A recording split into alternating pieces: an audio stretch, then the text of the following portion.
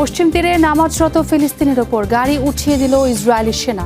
সমালোচনার মুখে অস্ত্র জব্দের পাশাপাশি করা হয়েছে গৃহবন্দী। সোমালিয়ার স্বায়ত্তশাসিত অঞ্চলকে স্বাধীন রাষ্ট্রের স্বীকৃতি দিল ইসরায়েল। আফ্রিকান দেশটির ক্ষুব্ধ প্রতিক্রিয়া, বিপজ্জনক আখ্যা দিল জোট।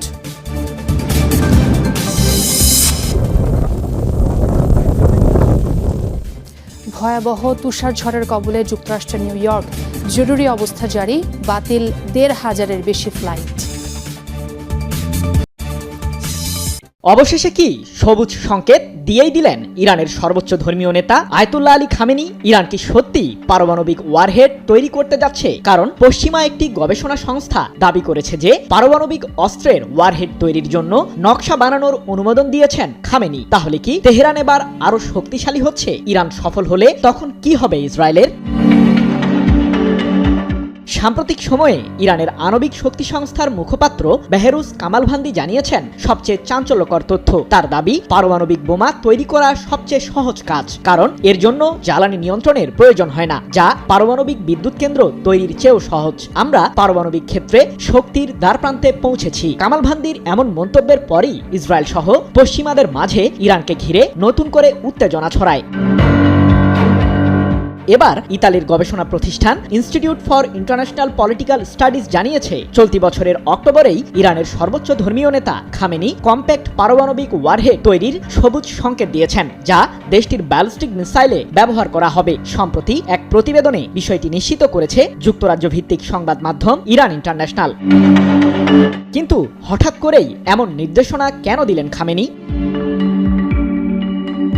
বহুদিন ধরেই ইরানের সর্বোচ্চ প্রতিরক্ষা বাহিনী আইআরজিসির জ্যেষ্ঠ কর্মকর্তারা পারমাণবিক অস্ত্র তৈরির অনুমোদন দেওয়ার জন্য খামেনিকে চাপ দিয়ে আসছিল বলে দাবি ইতালির গবেষণা সংস্থাটির। যদিও এ বিষয়ে বরাবরের মতোই বাধা দিয়েছিলেন ইরানের সর্বোচ্চ ধর্মীয় নেতা। কিন্তু ইসরায়েলের বিরুদ্ধে চলতি বছরের জুনের ১২ দিনের যুদ্ধের পর সব সমীকরণ বদলে যায়।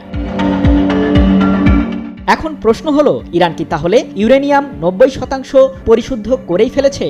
জাতিসংঘের পরমাণু সংস্থা IAEA দীর্ঘদিন ধরেই দাবি করে আসছিল যে ইরানের কাছে পর্যাপ্ত ইউরেনিয়াম রয়েছে, যার পরিশুদ্ধতার মাত্রা ৬০%। দেশটি চাইলেই এটির মাত্রা ৯০%-এ উন্নীত করতে পারবে, যা দিয়ে একাধিক পারমাণবিক অস্ত্র তৈরি করা সম্ভব। যদিও ইরানের গবেষণা সংস্থা ইনস্টিটিউট ফর ইন্টারন্যাশনাল পলিটিক্যাল স্টাডিজের তথ্য বলছে, বর্তমান প্রেক্ষাপটে ইউরেনিয়াম সমৃদ্ধকরণের চেয়ে পারমাণবিক অস্ত্রের ওয়ারহেড ডিজাইনকে বেশি অগ্রাধিকার দিচ্ছে তেহরান। তবে বিষয়টির সত্যতা নিয়ে এখন পর্যন্ত কোনো মন্তব্য করেনি ইরান। ইসরায়েলি দখলদারের বর্বরতার শিকার হলো নামাজরত এক ফিলিস্তিনি। দখলকৃত পশ্চিম তীরে সড়কের পাশে নামাজ পড়ছিলেন মাজদি আবু মুখ। তার গায়ের ওপর গাড়ি উঠিয়ে দেয় ইসরায়েলি রিজার্ভ সেনা। বর্বর এই ঘটনার ভিডিও সামাজিক মাধ্যমে ছড়িয়ে পড়তেই শুরু হয়েছে তোলপাড়। ব্যাপক সমালোচনার মুখে ওই রিজার্ভ সেনার অস্ত্র জব্দ করে তাকে গৃহবন্দী করেছে নেতানিয়াহু প্রশাসন। চেকপয়েন্টে অপেক্ষার সময় আজান দেয় সড়কের পাশেই নামাজ আদায়ে বসে যান মাজদি আবু মুখ। চরম বর্বরতার আরেকটি দৃষ্টান্ত স্থাপন করে নামাজরত এই ফিলিস্তিনির উপর ইচ্ছাকৃতভাবে নিজের গাড়ি উঠিয়ে দিয়েছেন ইসরায়েলের এক রিজার্ভ সেনা। এ সময় তার কাঁধে অস্ত্র ছিল। ফিলিস্তিনি মিডিয়ায় প্রচার হতেই এই ভিডিও ছড়িয়ে পড়ে সামাজিক মাধ্যমে। হাসপাতালে পরীক্ষা নিরীক্ষা শেষে এরই মধ্যে বাড়ি ফিরেছেন মাজদি। শারীরিকভাবে আহত না হলেও ইবাদতের সময় ফিলিস্তিনি যুবকের সাথে এমন বর্বরতায় উঠেছে সমালোচনার ঝড়। মাজদির বাবার অভিযোগ, কোনো প্রকার উস্কানি ছাড়াই সম্পূর্ণ বিনা কারণে এমন ঘটনা ঘটিয়েছে ওই ইসরায়েলি। আমরা রামাল্লাহ থেকে ফিরছিলাম। গ্রামের প্রবেশ পথে দখলদাররা একটি চেকপয়েন্ট বসিয়েছিল। ঘন্টার পর ঘন্টা সেখানে অপেক্ষা করেছিলাম। নামাজের সময় হয়ে গেলে আমার ছেলে গাড়ি থেকে নেমে নামাজ আদায়ের সিদ্ধান্ত নিল। নামাজে দাঁড়ালে হঠাৎ একটি ট্রাক্টর দিয়ে ইচ্ছাকৃতভাবে সে আমার ছেলেকে ধাক্কা মেরেছে, আমাদের উপর পেপার স্প্রে করেছে। তুমুল বিতর্কের মুখে ইসরায়েলের সামরিক বাহিনী জানিয়েছে অভিযুক্ত রিজার্ভ সেনাকে এরই মধ্যে সেনাবাহিনী থেকে অব্যাহতি দেওয়া হয়েছে। জব্দ করা হয়েছে তার কাছে থাকা অস্ত্র। বিভিন্ন ইসরায়েলি গণমাধ্যম বলছে বর্তমানে গৃহবন্দী রাখা হয়েছে তাকে। জাতিসংঘের তথ্য অনুসারে পশ্চিম তীরে চলতি বছর ফিলিস্তিনিদের ওপর সহিংসতার রেকর্ড গড়েছে ইসরায়েলি বেসামরিকরা। পাশাপাশি গাজায় আগ্রাসন শুরুর পর পশ্চিম তীরেও বর্বরতার মাত্রা বাড়িয়েছে আইডিএফ।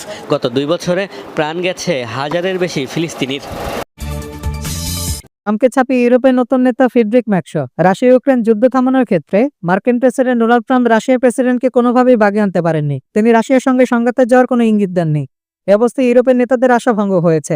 বিশেষ করে রাশিয়ার বিরুদ্ধে সম্মিলিত প্রতিরক্ষা নিশ্চিত করার ক্ষেত্রে ওয়াশিংটনের উপর নির্ভরতা এখন আর নেই। এই শূন্যস্থান পূরণে এগিয়ে এসেছে জার্মানি। ইউরোপের প্রতিরক্ষা জার্মান চ্যান্সেলর ফ্রিডরিখ ম্যাকশের দৌড়ঝাঁপ তাকে ইউরোপের নতুন নেতায় পরিণত করেছে। ফ্রিডরিখের সাম্প্রতিক কূটনৈতিক পদক্ষেপগুলো বিষয়টিকে স্পষ্ট করে। গত আগস্টে জার্মান ফেডারেল মন্ত্রিসভা একটি জাতীয় নিরাপত্তা পরিষদ প্রতিষ্ঠা অনুমোদন দেয়, আর এই পরিষদের দায়িত্ব এখন ফ্রিডরিখের উপর। ওয়াশিংটন ভিত্তিক think tank centre for European policy analysis CEPA জানিয়েছে, রাশিয়া ইউক্রেন সংঘাত কেন্দ্রিক পরিস্থিতি থেকে যুক্তরাষ্ট্র সরে এসেছে। এই অবস্থায় জার্মানি নীরবে ইউরোপের প্রতিরক্ষায় নেতৃত্ব দিতে শুরু করেছে। ফ্রিডরিখ ইউক্রেন শান্তি আলোচনাতেও নতুন ভূমিকায় নেমেছেন। 14 থেকে 15 ডিসেম্বর বার্লিনে তার ডাকে আলোচনায় বসে ইউরোপের দেশগুলো। আলোচনার মূল উদ্দেশ্য ছিল রাশিয়া যুক্তরাষ্ট্রের চাপ থেকে ইউক্রেনকে রক্ষা করা এবং নিশ্চিত করা যে চাপ ইউরোপের দিকে না আসে। 2022 সালে বেলজিয়ামের বড় আর্থিক প্রতিষ্ঠান ইউরোক্লিয়ার রাশিয়ার কেন্দ্রীয় ব্যাংকের 200 বিলিয়ন ইউরো সম্পদ জব্দ করে। এই সম্পদের ব্যবহার নিয়ে ফ্রিডরিখ সক্রিয় ভূমিকা রেখেছেন। 5 ডিসেম্বর অল্প নোটিশে ব্রাসেলসে গিয়ে তিনি জব্দ সম্পদের অর্থ থেকে ইউক্রেনকে আর্থিক সহযোগিতা দেওয়ার পরামর্শ দেন। এরপর 18 থেকে 19 ডিসেম্বর ব্রাসেলসে অনুষ্ঠিত বৈঠকে ইউরোপের নেতারা সিদ্ধান্ত নেন রাশিয়ার জব্দ করা সম্পদ থেকে ইউক্রেনকে 90 বিলিয়ন ইউরো ঋণ দেওয়া হবে। এই সিদ্ধান্ত ফ্রিডরিখ ম্যাকশের গুরুত্বপূর্ণ ভূমিকা ছিল। সব মিলিয়ে ট্রাম্পের অনির্দিষ্টতার পর ফ্রিডরিখ ম্যাকশো ইউরোপের নতুন শক্তিশালী নেতা হিসেবে উঠে আসছেন, যিনি রাশিয়া ইউক্রেন সংকট এবং ইউক্রেনকে আর্থিক ও কূটনৈতিকভাবে সমর্থন প্রদানে কেন্দ্রীয় ভূমিকা পালন করছেন। প্রথম দেশ হিসেবে সোমালিল্যান্ডকে স্বাধীন রাষ্ট্রের স্বীকৃতি দিল ইসরায়েল। আব্রাহাম চুক্তিতে যোগ দেবে সোমালিল্যান্ড, এমন অঙ্গীকারের ভিত্তিতে শুক্রবার যৌথ ঘোষণাপত্রে সই করেছে দুই পক্ষ। তেল আবিবের সিদ্ধান্তে তীব্র ক্ষোভ জানিয়েছে সোমালিয়া সরকার। কোনো রাষ্ট্রের অন্তর্ভুক্ত অঞ্চলের সার্বভৌমত্বের ঘোষণাকে বিপজ্জনক বলছে আফ্রিকান ইউনিয়ন। উদ্বেগ জানিয়েছে তুরস্ক ও মিশরও। হর্ন অফ আফ্রিকার ভূ রাজনীতিতে অত্যন্ত গুরুত্বপূর্ণ ঘটনা হিসেবে দেখা হচ্ছে তেল আবিবের এই ঘোষণাকে।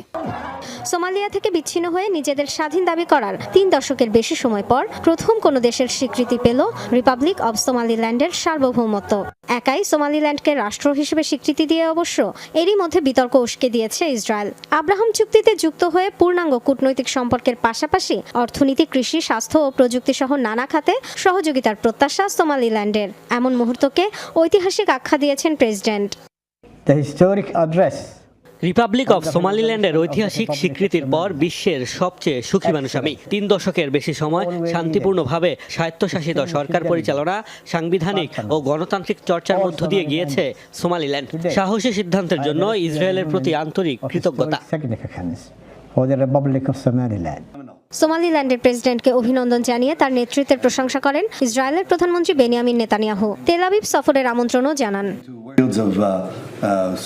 আমাদের বন্ধুত্ব ঐতিহাসিক। এই দিনটির জন্য খুব গর্বিত। সহযোগিতামূলক সম্পর্ক বৃদ্ধির একটি সুযোগ। অর্থনীতি, কৃষি, সামাজিক উন্নয়ন সব ক্ষেত্রে একসাথে কাজের লক্ষ্য আমাদের।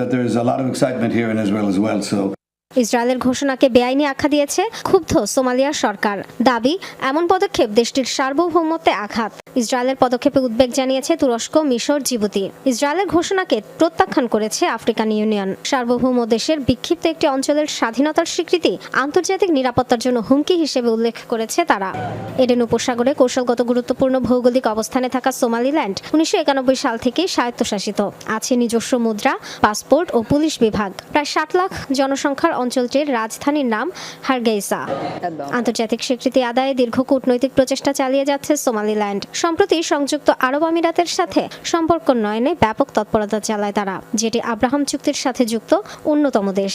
ইসরায়েল স্বীকৃতি দিলেও অবশ্য প্রধান মিত্র যুক্তরাষ্ট্রের তরফ থেকে এখনও সোমালিল্যান্ডের বিষয়ে কোনো সিদ্ধান্ত নেওয়া হয়নি।